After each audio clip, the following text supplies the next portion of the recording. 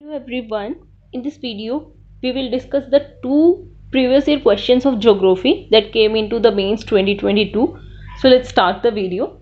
So first question is examine the potential of wind energy in India and explain the reasons for their limited spatial spread.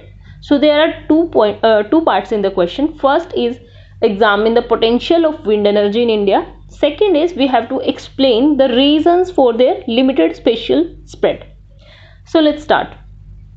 Firstly, in introduction, that India with its total wind power capacity, अब जब भी कोई भी wind power पे, solar power पे या फिर thermal electricity पे जब भी क्वेश्चन आता है तो हमें डेटा या फैक्ट से शुरू करना होता है. तो हम जब विंड एनर्जी की बात आती है तो हम बताएंगे कि इंडिया में प्रेजेंटली विंड एनर्जी कैपेसिटी कितनी है और ये इससे इंडिया का कौन सा प्लेस है. तो अब इस इंट्रोडक्शन में देखिए, India with its total wind power capacity of 45 gigawatt has the fourth largest wind power capacity in the world. So हमने डेटा दिया और फेयरली हमने इसको अपने इंट्रोडक्शन को मेंशन किया. Next is first part. यहाँ से हमारे क्वेश्चन का शुरू होता है, potential of wind energy in India. अब विंड एनर्जी की पोटेंशियल साइट्स को दिखाने के लिए हमने एक छोटा सा मैप बनाया और मैप में हमें रफली पता होता है कि जो वेस्टर्न घाट्स और ईस्टर्न घाट्स जो हाई हिल्स हैं वहाँ पे विंड एनर्जी का पोटेंशियल है और गुजरात और महाराष्ट्र एरिया में है. तो इसलिए हमने एक छोटा सा मैप बनाया, उसमें तो फिगर को प्रेजेंट किया कि पोटेंशियल साइट्स है फॉर विंड पावर. अब फर्स्ट पार्ट शुरू करते हैं. तो potential of wind energy in India. First is India have long coastline which is 7,500 kilometer including its island territories as well that can generate 127 gigawatt of wind power. Next, potential sites की अगर हम बात करें तो हमें पता है that Gujarat has the highest wind energy potential followed by the Maharashtra, Karnataka, Tamil Nadu, etc. Next, offshore wind energy की बात करें तो हमारे पास अरेबियन सी में और बे ऑफ बंगाल में we have enough islands, so we can install offshore wind energy plants there. So as per the global wind report 2022, India can generate nearly 125 gigawatt from the offshore wind mills. Next, हमें पता है manufacturing base. India has a strong wind power equipment manufacturing base. So that's why India has a huge potential to generate the wind energy. So here we are starting with our next part, that is the region for limited spread of the wind energy. अब 10 marker का ये question है और इसमें दो part दिए हैं, तो हमें रफली इंट्रोडक्शन और कंक्लूजन को छोड़ के जो आधा पेज दोनों पेजेस पे बचता है वहाँ पे हमें एक एक पार्ट अपना एड्रेस करना है. तो फर्स्ट पेज पे हमने फर्स्ट पार्ट एड्रेस किया, सेकंड पार्ट पे हमने सेकंड पार्ट से शुरू किया, that reasons for the limited spread of the wind energy in India. First is topography. We know that topography varies from region to region, इसलिए जो ideal location होती है to install the wind mill is not available everywhere.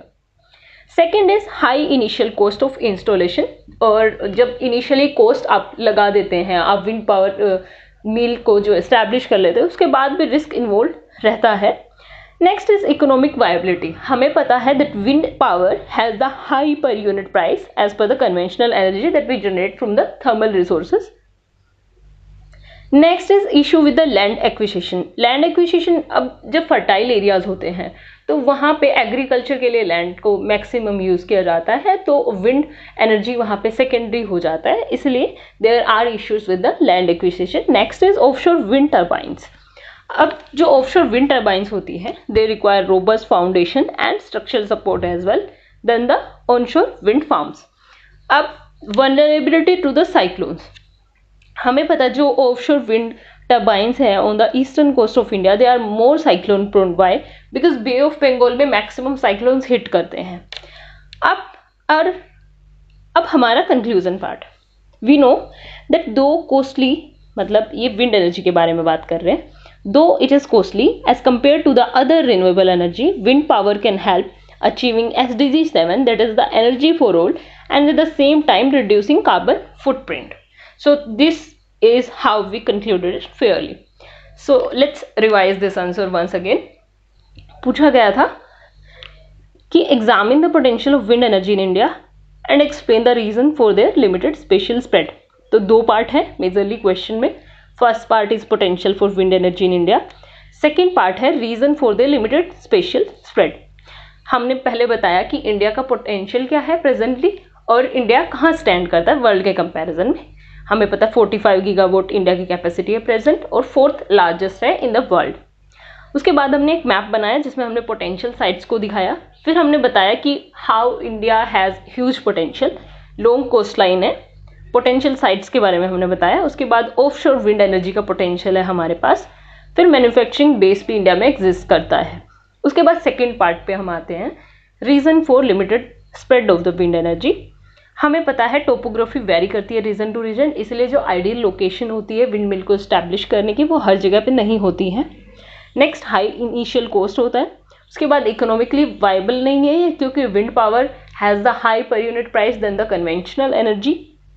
उसके बाद land acquisition issue, then offshore wind turbines में robust foundation और structural support चाहिए होता है। उसके बाद vulnerability to the cyclone on the eastern coast of the India. फिर उसके बाद हमने कंक्लूड किया कि yes it is costly but it can help achieving the SDG 7 that is the energy for all, at the same time reducing carbon footprint. So now next question. So next question is, what are the forces that influence ocean currents? Describe their role in fishing industry of the world. So again there are two parts in the question, that what are the forces that influence the ocean currents, and then we have to describe the role in the fishing industry. So firstly we will define ocean currents, that ocean currents are the large masses of surface water that circulate in regular patterns around the oceans. So introduction में हमने ocean current को define किया। उसके बाद हम अपने first part पे आते हैं। First part is forces influencing ocean current.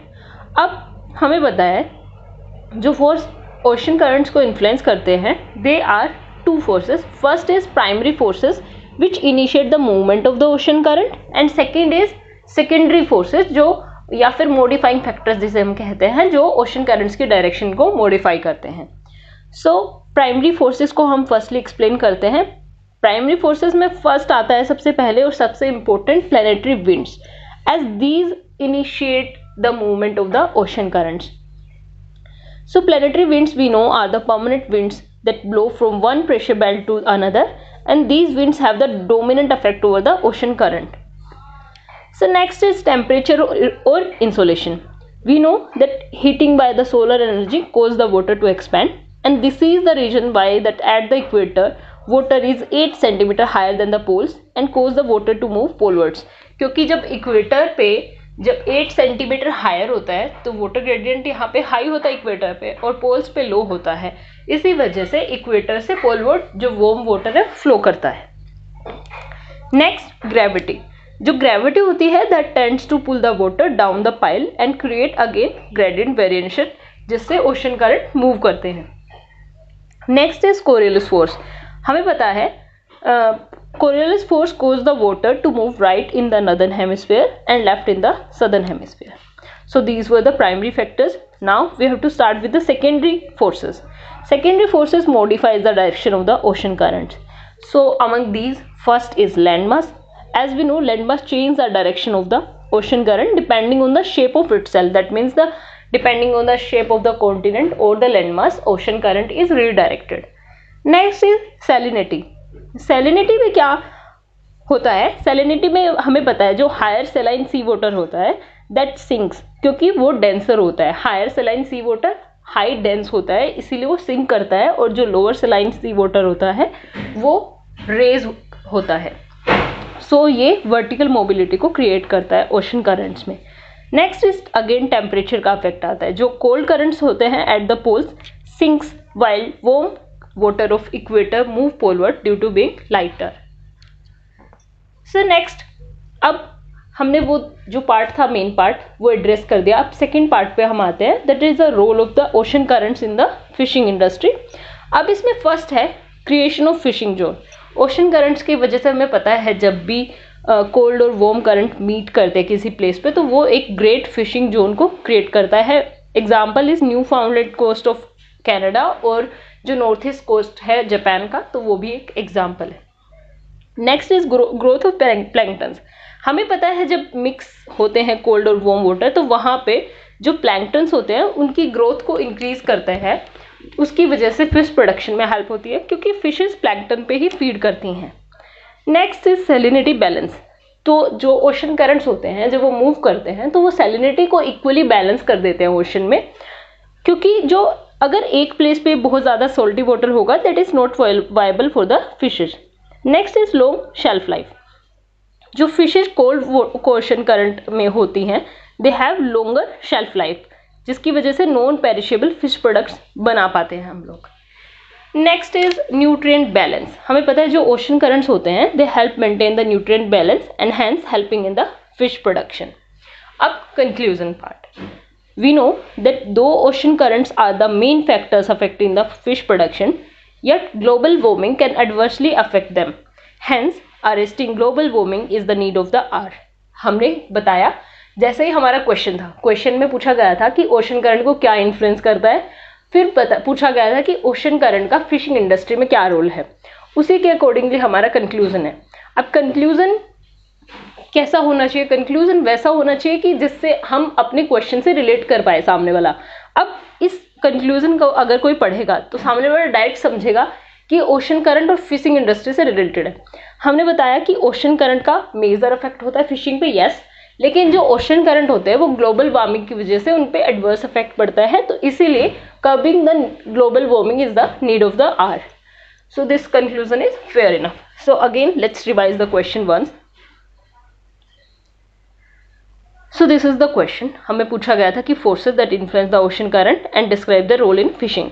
तो हमने सबसे पहले ओशन करंट को डिफाइन किया, उसके बाद हमने बताया कि दो टाइप के फोर्सेस होते हैं। प्राइमरी फोर्सेस होते हैं जो इनिशिएट करते हैं मूवमेंट को, सेकेंडरी फोर्सेस होते हैं जो मॉडिफाई करते हैं उनकी डायरेक्शन को।